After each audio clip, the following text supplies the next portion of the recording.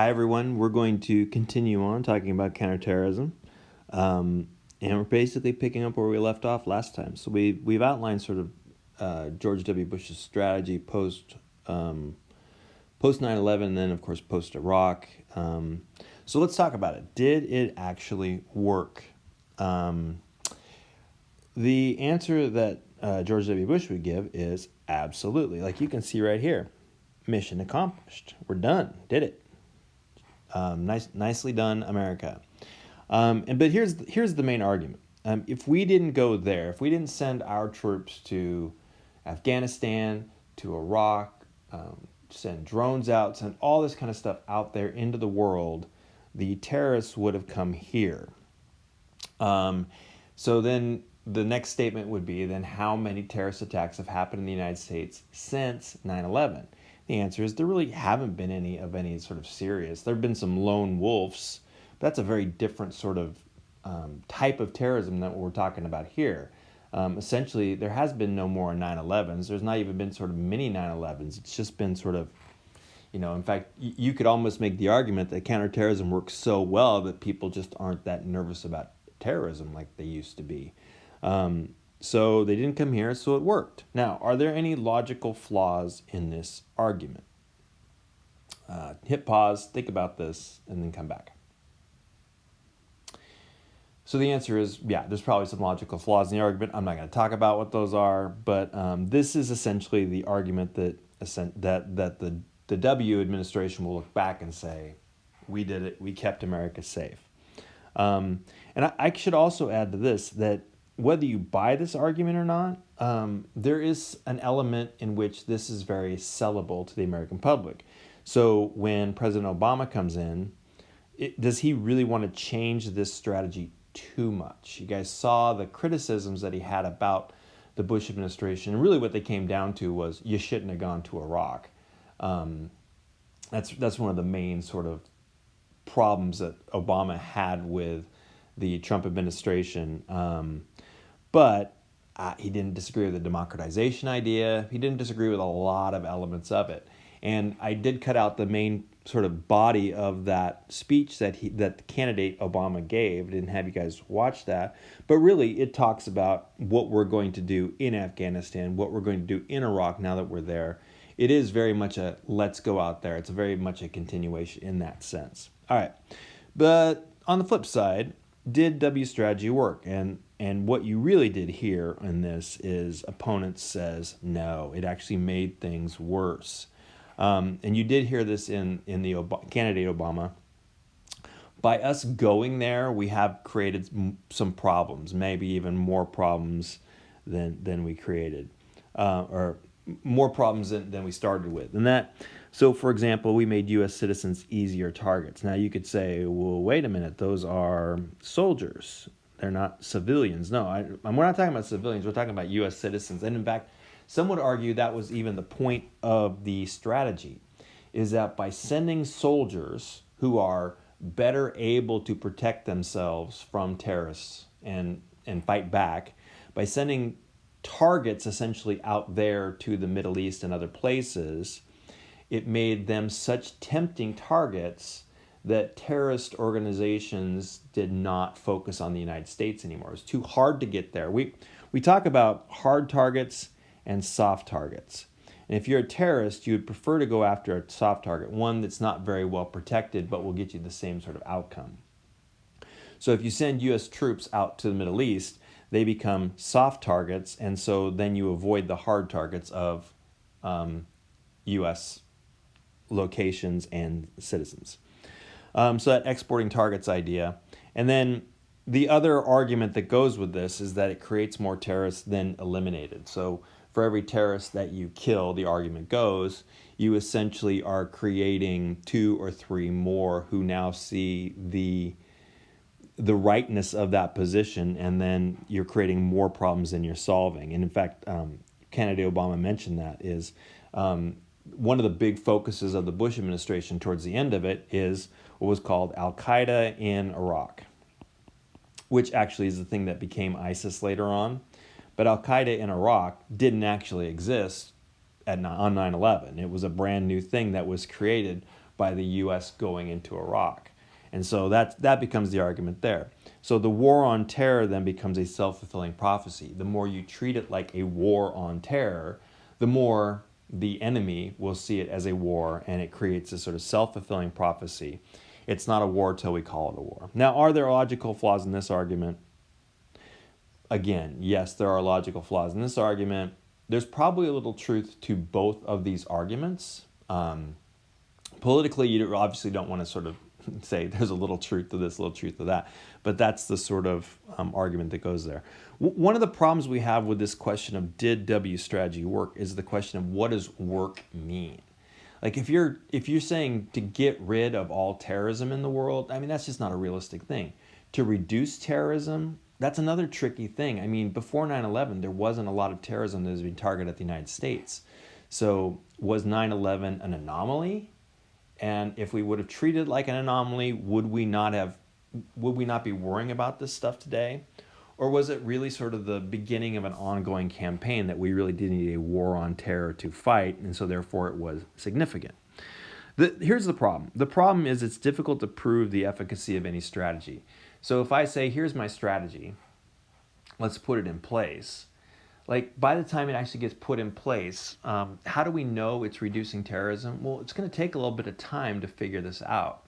And it's really not easy to know whether the counterterrorism is the thing that did it or something else is what did it, or whether there's other events happening in the world, like maybe, say, a global recession, which is causing more poverty, which actually pushes more people into the arms of, terrorist organizations. Like, it's really a hard thing to sort of demonstrate that my counterterrorism strategy equals works. That's a really hard thing to demonstrate. So one of the things that led to is this need for better causal research. From 2001 until today, there's a lot of people out there doing terrorism research, trying to figure out why does terrorism exist, what makes it work, how do you make it not work, et cetera, et cetera, et cetera. And one of the problems we had is that early on, there was such a demand for this research, and there wasn't a lot of people doing it, that we had some not very good researchers and models early on. People were kind of clamoring for that grant money, trying to get attention, trying to make a name for themselves, and it actually wasn't great research. We kind of look back on it and go, it needed a lot more refining than it had right now. In the same way, if you think about the coronavirus, what we're going to know about the coronavirus and how to fight it in 5 months is going to be way better than what we're talking about right now. We're just kind of scrambling, trying to solve the problem in the midst of the problem. There's also a lack of empirical data on terrorism and terrorists. Now, why is there a lack of data on terrorism and terrorists? The answer is it's really hard to study this, to sort of say, okay, 100 people became terrorists. Let's go talk to them, interview them, find out why they became terrorists. And now here's 100 people in the same situation that didn't become a terrorist from that village, let's say.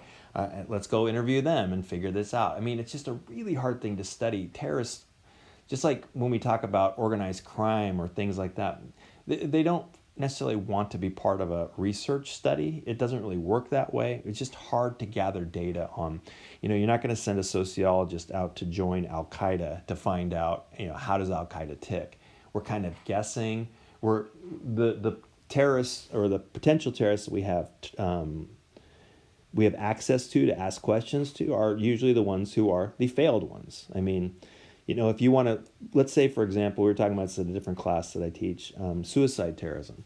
If you want to find out what makes a suicide terrorist tick, you almost have to, about the only people you can interview are suicide terrorists who it didn't work, so failed suicide terrorists. So are you really interviewing the ones that make it tick, or are you interviewing kind of the worst of the lot? The ones who don't really have the commitment or things like that. It's really hard thing to demonstrate.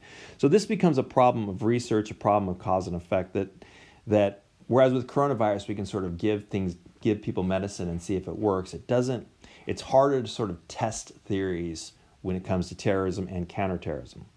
Other reasons that it's hard to prove the efficacy of any counterterrorism strategy is it leads to a self-selection process. So let me just talk about what this means. So researchers, think tanks, things like that. When you have people who are doing this research, who aren't just sort of, I want to get my PhD, so I'm doing this research. I mean, research takes a lot of work, a lot of money. And so research funding can often come from biased sources. Particularly, again, at the beginning of something like this. Like let's say that you're a neocon and you've got a lot of money, okay?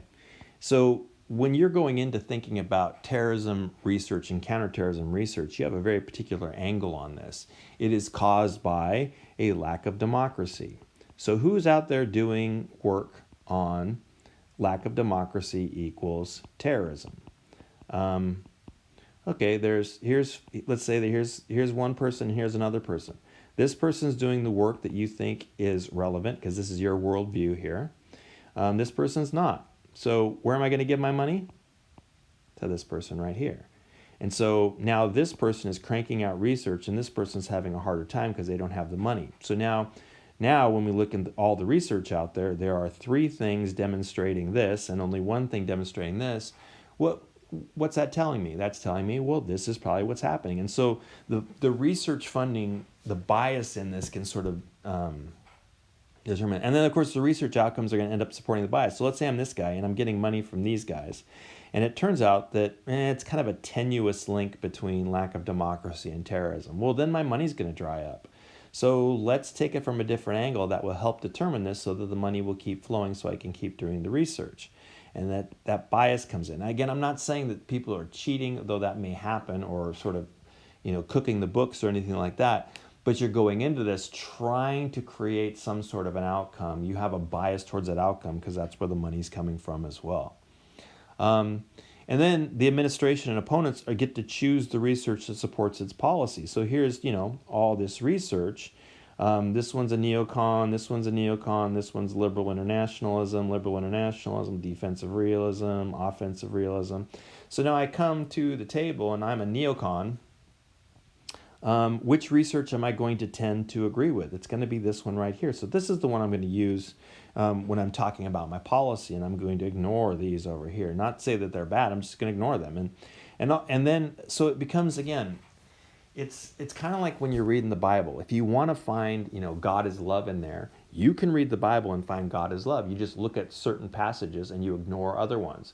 If you want to find in there God is, a harsh and provides justice and punishes the wicked, you can find that in there too. So you can find 2 very different views in the Bible if you just look for the passages you want, just sort of ignore the other ones. And that's the same thing that happens with research a lot. So again, with counterterrorism, it becomes a real problem of trying to sort of figure out what actually is good research and what is not great research. And just in general, why are the papers asking these questions and not other questions? So we could then ask, again, stepping out of terrorism for just a second, what do these scope and methods problems mean for U.S. foreign policy? And the answer is that it's not always going to be. We've heard this a lot with the coronavirus. It's got to be, our sort of policy has to be data-driven. And it's a lot harder to do that when we're talking about terrorism, counterterrorism, and a lot of the other things that go with foreign policy. So the next question that I want to ask before I send you off is this: is Obama? Is Obama's a new counterterrorism strategy, or is it the same old thing? He definitely had some criticisms of Bush, but that doesn't necessarily mean that he's going to take counterterrorism in a huge new direction. Clearly, he's going to do things different. We don't want to say that it's the same exact thing, but is it completely different? We could have the same argument about Trump, though you're going to see later that I don't have a lot of good information on Trump. But Trump came in to office, or I should say candidate Trump in 2016 was talking about how much he hates Obama's policies, blah, blah, blah. Does he get rid of Obama's policies? Does he do something completely different or not? So take a look at the next sort of speech and the national security for counterterrorism document from 2011, and then we'll come back and talk about what Obama's counterterrorism